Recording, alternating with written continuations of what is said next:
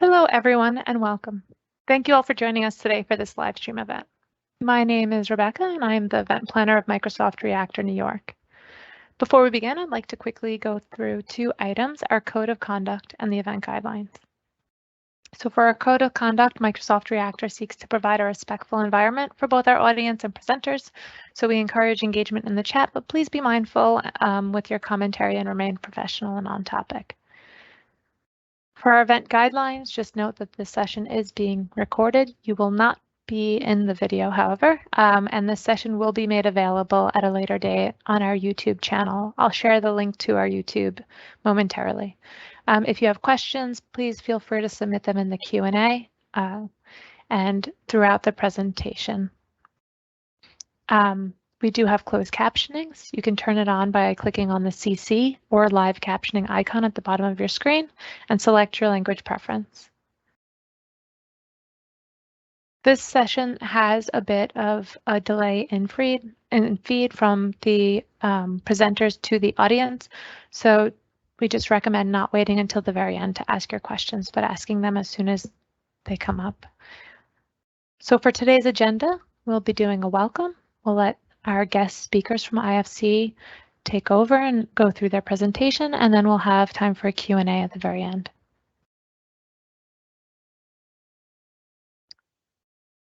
Today's session will be covering how to do business with corporate buyers. This event is part of a series of workshops promoted in partnership by IFC and Microsoft with the support of We Ventures and We Impact, with the objective of fostering women entrepreneurship. Our guests will walk you through their presentations, and then we will have, as mentioned before, an opportunity for the Q&A at the end. Which brings us to our speakers. Please welcome today joining us for this session, Heather May Kitness and Anna Domingo from the International Finance Corporation. They've put together a really wonderful presentation and allocated their time today to go through it with you. So thank you both for joining us so much. And without further ado, I will let Heather take over. Great. Thank you so much, Rebecca, for that introduction. And so while Anna is pulling up the presentation, I just want to extend a big thank you to Microsoft, to We Ventures, We Impact, and also our IFC Brazil country team for the opportunity to discuss this topic with all of you joining today. Before we get started, I do want to ask a question for everyone to think about, and you can put your answers in the chat, and then I'll come back to you in a little bit to see what your answers are. But we'd like to get a sense of have any of you joining the call today done business with a corporate buyer? So have you are you selling your products or services to any large corporation? And so if you could just type in the chat yes or no. And then I'll come back probably in about 5 minutes after we move forward with the presentation to see what folks are responding with. Great, so thanks, Anna.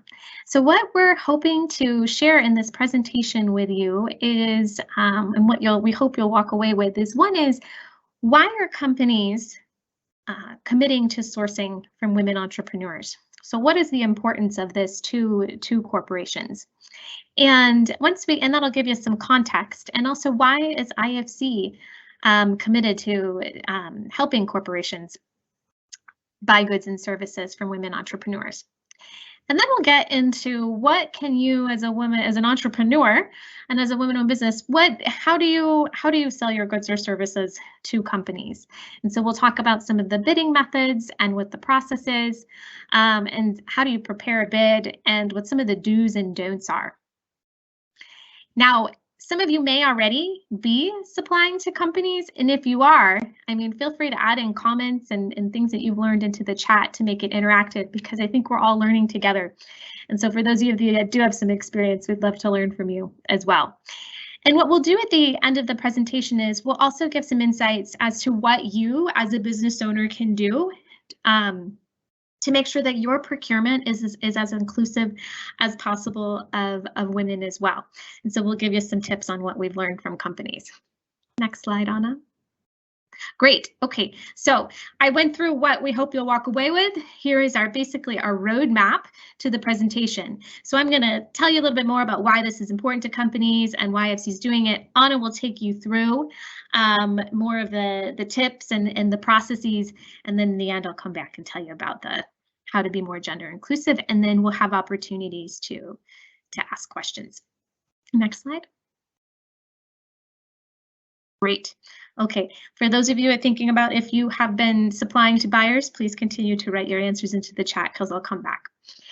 All right, so this topic, how to do business with corporate buyers? Why is this important? Well, one of the reasons is because when we look at the data, what we do know is that there's a huge need for companies for support for companies to buy goods and services from women entrepreneurs. From the data we have, we know that less than 1% of corporate purchasing spend is going to contracts that women-owned and led businesses are delivering on. This 1% does come from a handful of multinationals, and this data comes from IFC's partner, We Connect International, which is a membership of companies around the globe that have committed to buy goods and services from women entrepreneurs, and they do have a chapter in Brazil, and we'll come back to that. But my point around this is the data. So as you see, 1% shows that there's a huge opportunity for companies to do more. And the question is why would companies want to intentionally focus on buying goods and services from women entrepreneurs? And what we do know is that there's an opportunity for companies to do this that will positively impact their business.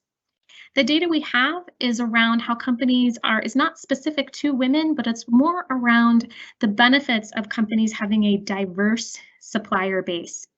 And so the benefits range everywhere from a greater return on their investment. So are the dollars that they're investing in their procurement operations providing a good return? Also, by having a diverse supplier base, does this actually help them lower the cost to procurement? So when we look at when companies are buying goods and services, a key aspect they look at is how do they keep their costs low, and also how do they manage risk in their supply chains? And so another benefit for companies, and this has become very important in the pandemic. So a lot of, and probably many of you have experienced disruptions in your supply chains. And so many larger companies have as well. And those disruptions vary per sector. But what we have heard in our work with companies is that by having a diverse supplier base, that actually helps manage the risk of disruptions because companies then can go to different suppliers. So if one supplier can't deliver, they can go to a different one to be able to deliver goods and services on time. So that's another benefit for companies. And then in addition to that, benefits of companies to buy their goods and services from a diverse group of suppliers, including women, is around innovation. When you have multiple opportunities to source your goods and services from different types of businesses, that can be a source of new ideas and new methods, new processes. And so having that diversification lends itself for a company being able to improve their ability to innovate and also potentially respond to consumers' needs. And then I would say another benefit that we have found is really around brand recognition. So we have seen a shift in a lot of the value systems of individuals and how they make their purchases. And so oftentimes consumers want to buy goods and services from a company that is sourcing from entities that they believe in. So in the US, we've seen a lot around sourcing from Black-owned businesses, from LGBTQ businesses, but also from women-owned businesses. And this is really coming up more in consumer goods. So where a company will actually communicate and promote that they are buying goods from underserved groups such as women so that they can align with their consumer preferences.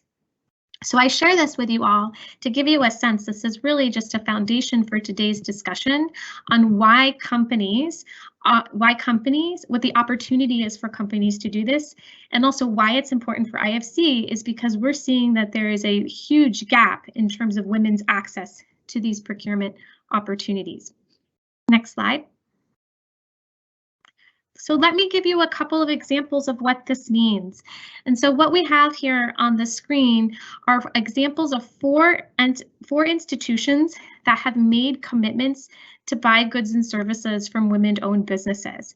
So in addition to IFC, there are many companies out there that see this as a big opportunity, and they want to be able to move that 1%. They also want to be able to capture the benefits that I've just shared. So I'll walk through a couple of these, and I've also included our own institution so you get a sense of what the World Bank Group and IFC are doing on this topic. So Unilever is an example. Many of you might be familiar with this large company that sells, you may buy lotions, it could be any type of household goods, consumer goods. And so Unilever has made a commitment as part of their sustainability commitments to buy €2 billion worth of goods and services from diverse businesses by 2025. Coca-Cola is another entity that is doing a lot of, that is committed to buying goods and services from women, and they actually set up an entire program to be able to work with 5 million female entrepreneurs throughout their value chain by 2020. And the results on that, they were able to work with about 6 million since we're already in 2021. And the other two examples I'll just quickly highlight is, so I've shared 2 examples from the consumer, fast-moving consumer goods sector. Another example is in telecom. And so this isn't necessarily an industry we would think that there's opportunities to sell goods and services to as a small business, but there is. And so this example comes from our work in Kenya, Safaricom, who actually launched a program to spend 10% of their total procurement budget on women-owned businesses.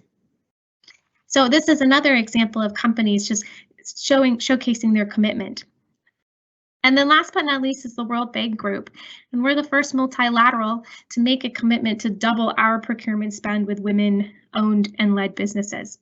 And so our commitment is to increase our spend to 7% by 2023. So if you could go to the next slide. Great. So I end on the World Bank Group because that is a corporate commitment that we have on this topic, but we're also, as IFC, doing a lot of work with our clients to help them set commitments and to be able to procure goods and services from women entrepreneurs. And we have a program called Sourcing to Equal. I won't go into all the details on this slide because it's quite a bit. You can read it later on if you're interested. But what I really want to highlight is that we are committed to also increasing that 1%. And we have a program that by 2023 will have connected thousands of women entrepreneurs to corporate procurement opportunities. And we do this through research. So research on data, that 1% figure is good for global, but what does that look like in different countries? And what does that look like for different companies? And so we do a lot of research to be able to get that data. Second is in country projects. So we work in a select group of countries with companies to help them set their commitments and targets. And then we help them over 2 years to be able to put in place programs where they can reach women entrepreneurs, they can provide training programs on their procurement processes, and even connect them with financing to enable women entrepreneurs to be able to access procurement contracts. And then we also have several partnerships. One is with We Connect International, who Anna will tell us a little bit more about, but these partnerships are with membership organizations in countries and different companies who are experts on the topic to help us scale our work. So that's just a quick introduction on why this topic is important and why it's important to IFC, to give you a foundation of why we're even here today and talking about it. So if you have any questions on this, we'll come back at the end. Go ahead and type those into the chat. But before I pass this over to Anna, who I'll invite to tell us, what can you do as an entrepreneur to be able to access procurement opportunities, I wanted to pause and check in with Alessandra and Rebecca to see what types of responses did we get from everyone. Who are folks already supplying to companies, or is this an opportunity to learn how to do so?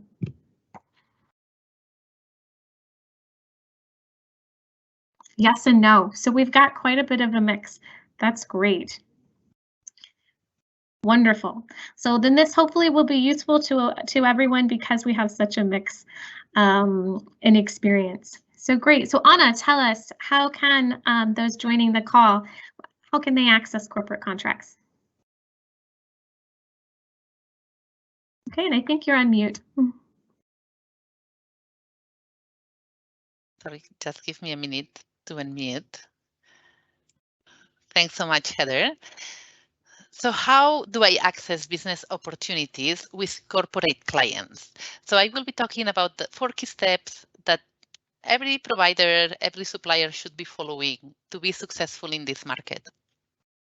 So let's start with the very basics of procurement and with the definition. So what we are talking about when we talk about procurement is basically the acquisition of goods, works, and services by a public or a private organization through a bidding processes. So there are 3 main types of procurement categories: goods, works, and services, and the procurement processes for each of these categories, it's slightly different. And what we are talking about procurement organizations, here are both public and private institutions like domestic and international private sector companies. So here corporates would be within this group. Public authorities, national, local, etc., state-owned companies, and international donors. Like something important to take into account here as the main difference between these different groups of buyers are if their procurement processes are public or private. So they are public in the case of the public authorities and state-owned companies, and for international donors as well. So you can find what are the rules and regulations of this market quite easily. Whereas in the private sector, it's sometimes difficult to access this information. So this is why it's important that you do a good research of the market to understand how these companies work. So I just put few examples of companies you probably are very familiar with, as they are all operating in Brazil. And then just going through some commonly used bidding methods and qualification processes. So usually you will find for corporate buyers different bidding methods and qualification processes. You can find open competitive bidding processes where everyone that identifies an opportunity can submit a proposal and participate in the process. Restricted bidding, sometimes buyers would decide to send a proposal or ask for proposals in a reduced group of companies that they have already pre-identified. Sole sourcing, when there is no bidding process, so this process is not really competitive, the bidder just decides to go directly to a supplier that they know, and these may be different reasons why. Maybe sometimes the contract amount is very, very small that doesn't justify the full process of competitive bidding processes. Sometimes it could be for an emergency, or really because there is just one provider in the market of the specific goods and services that the bidder may want. So they may choose to do a sole sourcing or direct sourcing contracting. On the qualification processes, you can hear about submitting an expression of interest. So usually this is much shorter than a proposal, and it's really just an expression of your interest to do business with a specific client. You may find requests for proposals. Usually this will include a technical and a financial part. And usually this is requested as part of a bidding processes, and then request for quotations, which is typically used for procurement of goods, in which the price is the most important criterion of the evaluation, and then buyers may request the quotations. These are the 4 steps I'm going to go through on how do I access procurement opportunities, and talk a little bit more about each of them, and giving some tips and what you should be doing, what you should not be doing in each of these processes. So these are: number 1, plan and get ready to bid, prepare and submit your offer, deliver on time and within budget and scope, and self-assess your performance. So let's start with the first one, plan and get ready to bid. So this is a crucial step that it happens like even before you can identify an opportunity, like a bidding notice that has been published. So just keep in mind that the time available to answer a request for a bid is very, very limited. And when a bid is published, it may be too late to react. So going through this planning a step is quite crucial to be successful once you prepare a proposal. So first of all, you may be asking, is there a procurement market for my goods, works, and services? And who may be my potential clients? So do some market research and look for companies that may be interested in your works, goods, or services. Conduct business development, be proactive, build relationship with your potential clients, and try to know and understand what are their needs and purchasing plans. So usually before a notice is published, there is a whole process where a buyer will be putting together the annual procurement plan, deciding on what it's going to procure and how, and assigning the budget. So this is before the notice is published, is a good time to try to do this business development and establish a relationship. Another reason is that once the notice is published, most of the time you are not able to connect with the bidder outside with the client outside the processes that is established in the procurement. So sometimes this business development you cannot do once a notice is published. Try to understand and find out what are the procurement processes, what are the policies of potential clients. Like some buyers, as Heather mentioned, may have specific policies for the participation of women-owned businesses. Companies that are committed in gender-inclusive sourcing may really encourage the participation of women-owned businesses. So to identify who may be these clients is of great advantage. Find out where the bids get advertised, if it's on the company's website, if it's on specific channels like platforms, online platforms in the market, what is the pre-qualification criteria, and how to get into a buyer's database. So most corporates will have a database of potential suppliers that they will be using regularly. So how to get into this buyer's database of suppliers, this is quite critical for you to be able to do business with them in the future. And platforms like LinkedIn, for example, are really useful to find out, okay, what are the procurement people for this specific company? And through this type of platform, you can get in touch with them and then find out all this information. So besides market research, then set up your internal team and assign responsibilities. So who does what?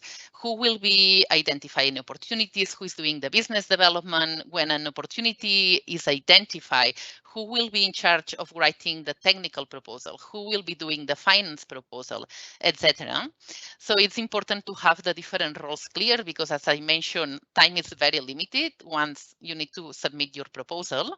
And these different team roles may be on the same person in very small companies, which is this happens very, very usually. Then prepare standard build materials. You will find corporations once they hire a supplier, they will ask some materials that are common from different buyers. So have ready a company profile, your experiences and references, the curriculums of the staff that may participate in the process and maybe participate in the execution of the contract, any company financial information, any certificates, quality, health, environment, etc. So these materials, it's very, very useful if you can have them in advance and have it update in a very available place. And then last activity that you could be performing is to identify potential partners to submit joint bids. You may realize that for some companies, and this happens in the public sector as well, some contracts are really big, so the amount of supply or the amount of requirements really they cannot be fulfilled by one single company or by a small supplier. So sometimes exploring collaboration with other companies with whom you can make a consortium and participate together as a main contractor or as a subcontractor. Exploring these collaborations is also something to do in this first market assessment phase. This is just an example of a procurement page of a buyer in Brazil, and there are others. So, for example, Vale, big company, they have a supplier portal with all the information on their procurement processes, their rules and regulations, how to become a supplier, how to submit a quotation or a request for information, etc. So trying to find out this information from different clients that may have this information published in their website is useful. The second step is prepare and submit your offer. So this is really like convincing the buyer that your solution is the best in the market to satisfy its needs. And once you identify a bid notice, the first thing you will do is to read it and decide, shall I bid or not to bid? And there are reasons why you may decide not to present an offer, even if it's specifically of your sector. So one could be that you are not able to provide the goods, works, on services procured at the required quality, cost, or time. Another reason could be, for example, that you don't comply with one or more of the eligibility qualifications. So maybe you don't have some of the certificates that the client is asking, so you decide to not to participate.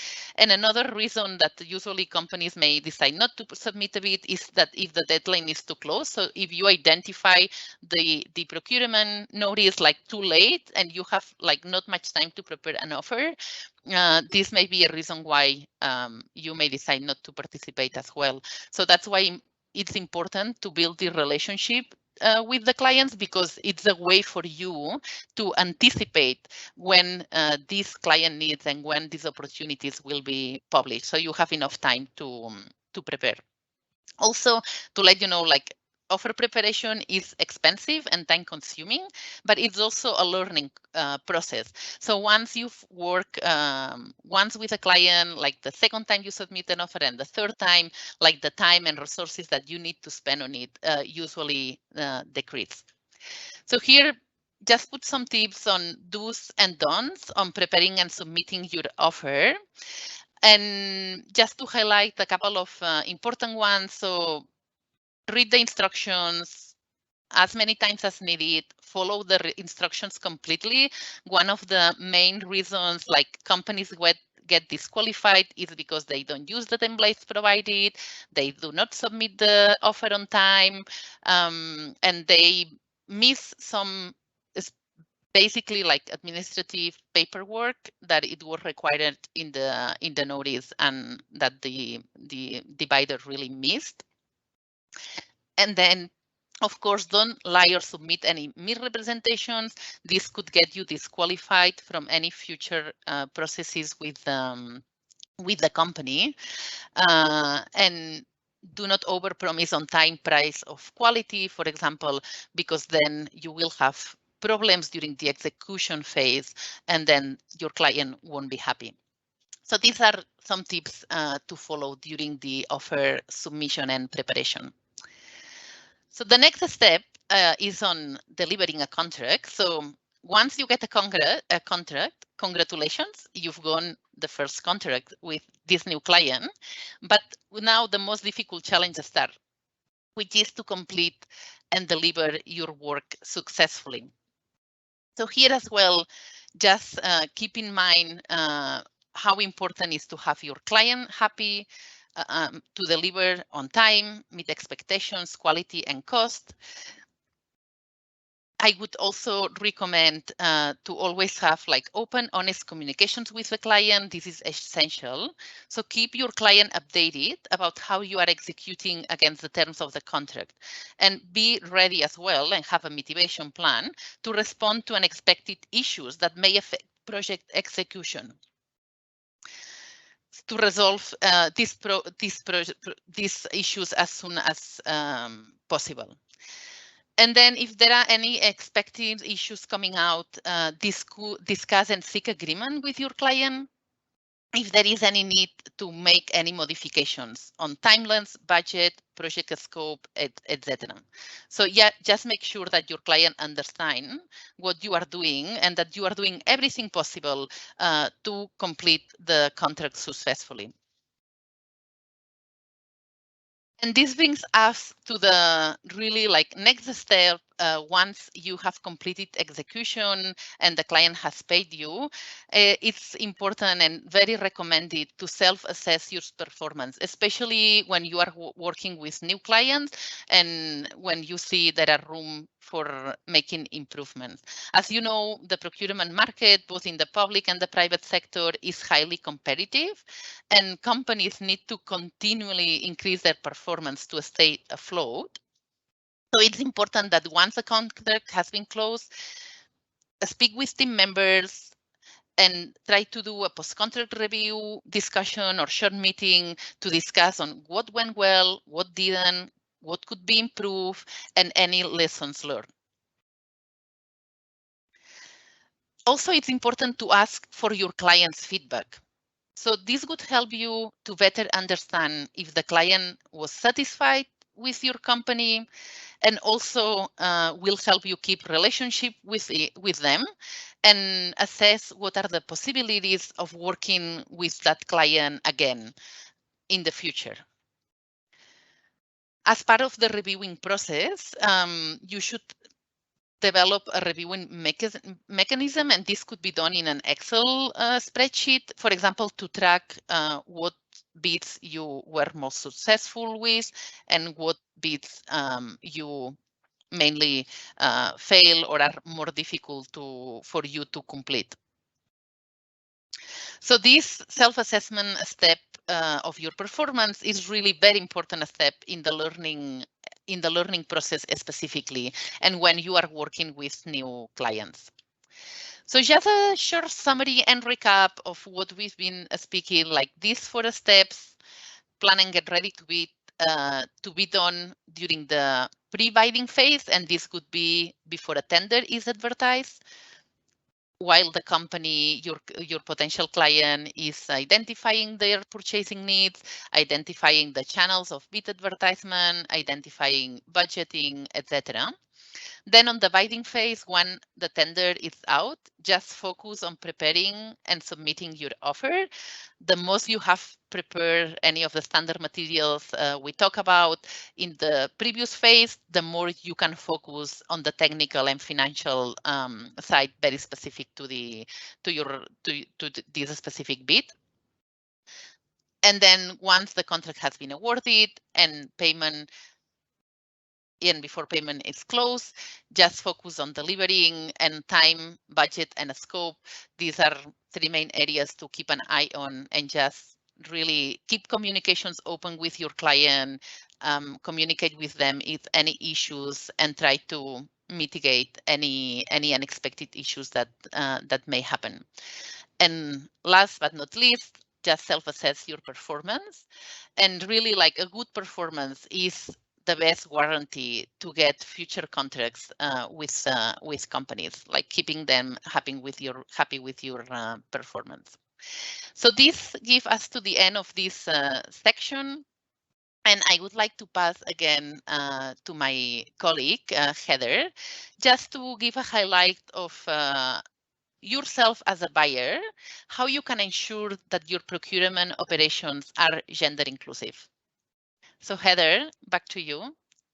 Great.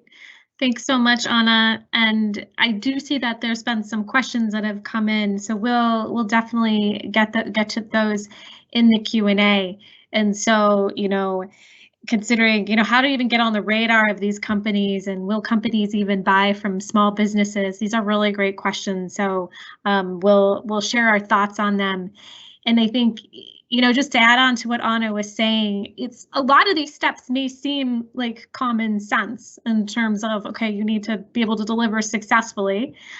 But you'd be surprised, and what we've heard from a lot of different companies is that constant communication when things come up, and we all led projects before, things happen, life is uncertain, and so having that constant communication, it's often companies don't get that from their suppliers, and having that builds the relationship.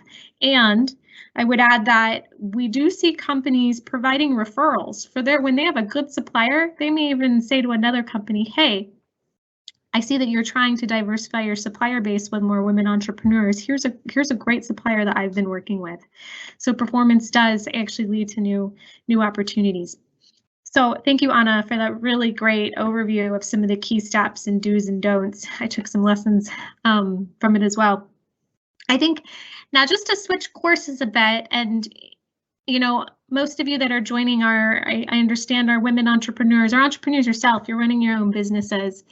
And so there are steps that you can take, that you can think about how you as a business owner can make sure that your supply chain is diverse.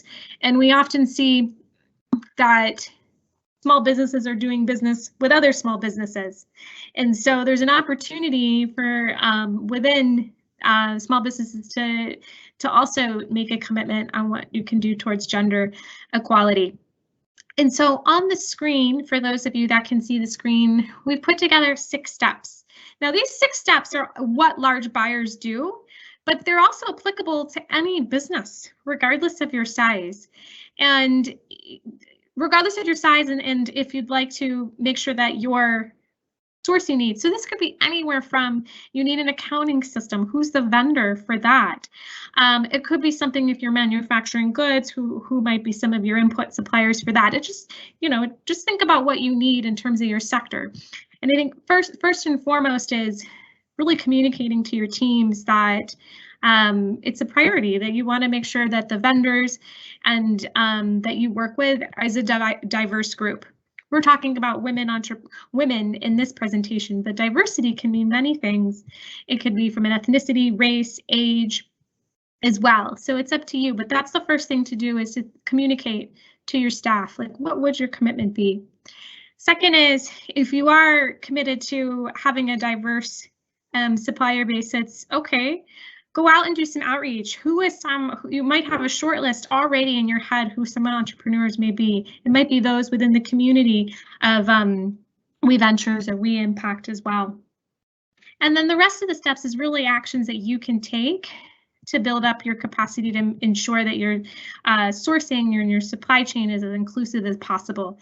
And this ranges everywhere from if you need to provide any training to potential suppliers, any type of outreach, you need to put out some type of, maybe there's a notice on your website, like we saw that that other company did on Supplier Diversity.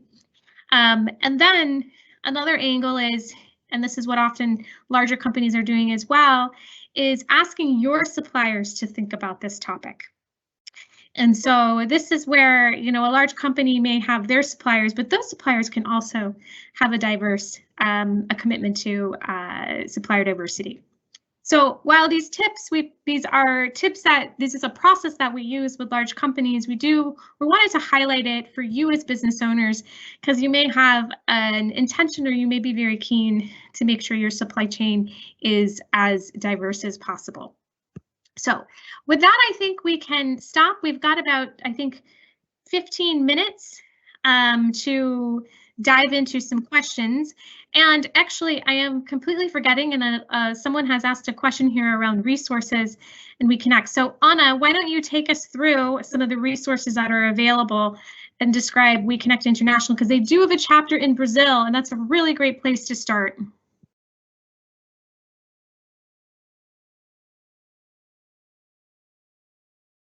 And please unmute yourself.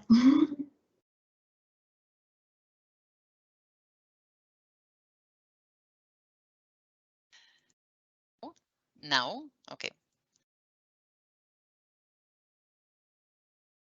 Great. Yeah, so we just put like some resources together that may be useful, and I'm going to speak about WeConnect International. So WeConnect is a corporate-led global nonprofit organization that works in alliance with over like 100 multinational corporations that they have committed to source more from women-owned businesses. They work in over 100 countries, and Brazil is one of them. So they have presence in Brazil. And they work on different fronts. So one is on providing like networking and opportunities and learnings for this corporation on how to source more from women-owned businesses. But they also have an online community of women-owned businesses, the We community. I put the links here and you can access them once we share the presentation. And provide different, besides networking, like different types of capacity building services for women SMEs and networking opportunities among women SMEs, but also with corporate buyers who can access this database and the We community site. So you can find, yeah, this quite useful to register in case you don't know them.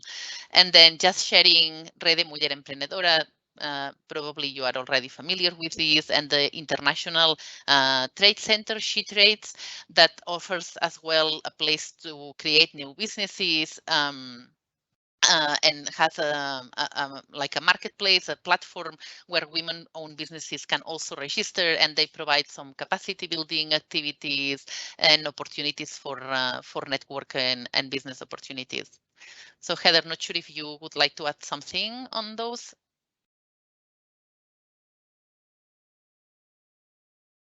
No, that's great. And I know there's a question around some of the questions we received.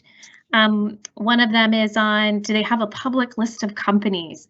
So I don't know. You have to actually go and sign up. And so you want to sign up to have access to their network. And then reach out to them to see what companies. I mean, their events are really great, what we've seen with our partnership with them, and oftentimes they'll set up a meet the buyer event. So if your service is aligned with what that buyer's needs are, then it's a way to be able to invite it to participate in a conversation with them. And I think that brings us to the question around, how do you get on the radar of these companies? And I do think tapping into networks that are working with these buyers is really a key way to go. So I would encourage everyone to sign up to the WeConnect International Network. Anna, can you share a little bit about what your thoughts are on how companies how some of the participants in today's call can get on the radar of companies? And I think really around the pre-qualification process and how that works.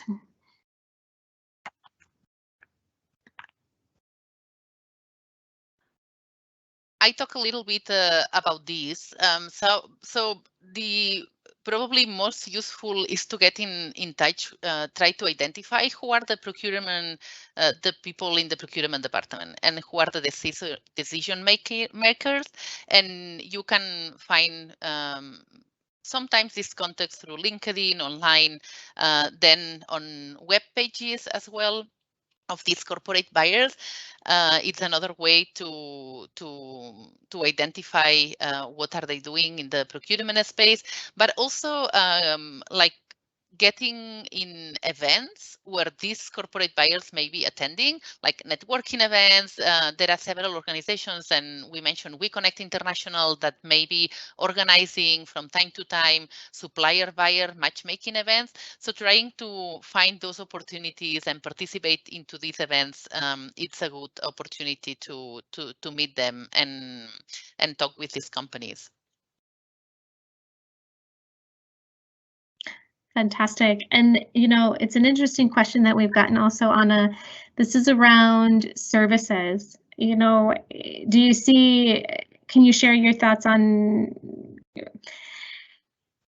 companies that sell services? Is it a different process?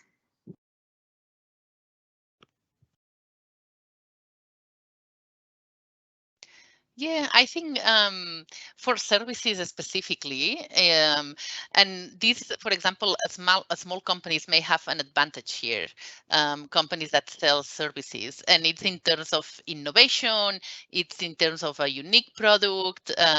So here I see as well there is a question, and maybe linked to this, like small businesses can compete in price with bigger companies, and business development, yeah, is different, but many corporates may be interested really in these very unique, innovative services that your companies can provide.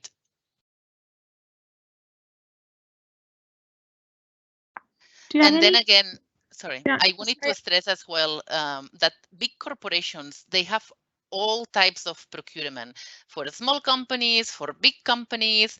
It's not that opportunities are for big companies only. And as, for example, if you think about the World Bank Group, you may think, wow, huge institution, only huge companies may work as provider of the World Bank Group. And this is not true. World Bank Group works with all types of companies, and there may be small companies and bigger companies. What happens usually with corporates is like the very small value contracts don't get advertised. So this is the challenge, how to identify this opportunity. And this is why it's important to build the relationship with the client. And that's why it's important to do this business development and let the client know that what you are doing, what are the services you are providing, because you may find that small tenders don't get advertised. And the other strategy to access bigger tender is to go as a subcontractor or to submit your offer as a consortium with other companies if the client allows for it. So there are different strategies to access those. You may have something to add, Heather, here. No, I think that's it. I mean, it's also a lot of companies don't list who their suppliers are.